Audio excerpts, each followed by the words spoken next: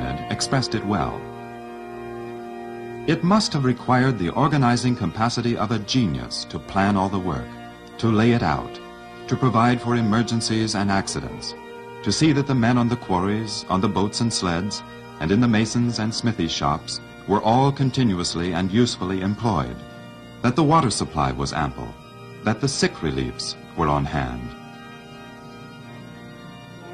If one takes into account the problem of quarrying, roughing out, transporting over 2 million core stones, and finishing some 115,000 enormous casing stones to a precision of 1/100th of an inch, and then raising them into their correct place in a unified, polished structure, the mind boggles at the enormity of the effort.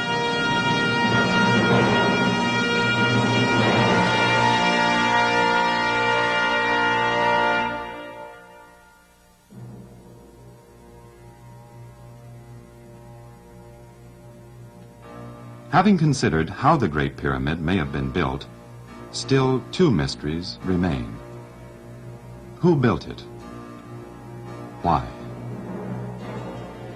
All of the other pyramids of Egypt were tombs, and although no firm ancient evidence exists, the tomb theory has always satisfied most students of the Great Pyramid. Frank Chaloux, author and lecturer, is one of the many archaeologists who are convinced that the Great Pyramid is not a tomb.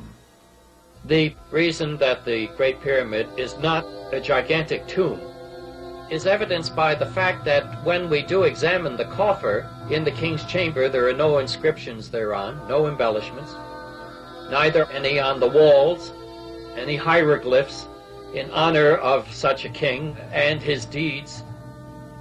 And of course, historically speaking, there never was a body found, no evidence of that kind whatsoever. And we know that the sarcophagus couldn't have been drawn up its passages because the width of the coffer would prohibit its being drawn along the passage system into this innermost chamber. And also, the peculiar fact is that there is no lid, nor were there any fragments of such a lid ever found. This lidless coffer seems to suggest that this represents the chamber of the open tomb, that this room is not a tomb of death, but a room of life, further corroborated by the fact that there are ventilating tubes bringing in oxygen from the outer atmosphere into this room. In other words, there's some other signification involved with regard to the reason for the erection of the structure.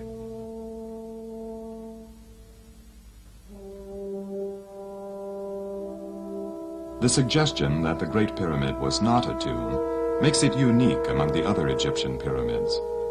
Unlike the others, which contain elaborate tributes to their builders, the Great Pyramid furnishes no such clue to the identity of its architect. Indeed, the only reference to the name of Cheops is a quarry mark scrawled by a workman on one of the concealed stones above the king's chamber. But if it was not a tomb, what was it? Many theories have been offered. Mystics claim that it was a temple of secret initiation. A few commentators believed it to have been a granary built by the patriarch Joseph, a refuge from another flood, or an astronomical observatory. Bizarre theories have arisen claiming that it sharpens razor blades, heightens consciousness, preserves food, and so forth. Today, books about pyramid power flood the bookstores with conflicting claims and contradictory reports. It would seem that the more one studies this ancient wonder, the more mysterious it becomes.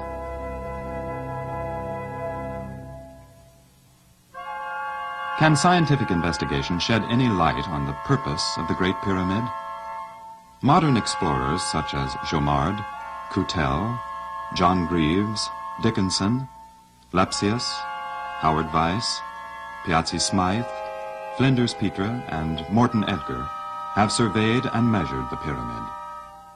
They dug for hidden passages. They measured every passage and chamber. They discovered original air passages to the king's and queen's chambers. Excavating the modern rubble, they unearthed the only remaining casing stones. They computed the height and debated the conflicting measurements of the base length. A startling new scientific theory emerged. In this theory, the pyramid's measurements teach principles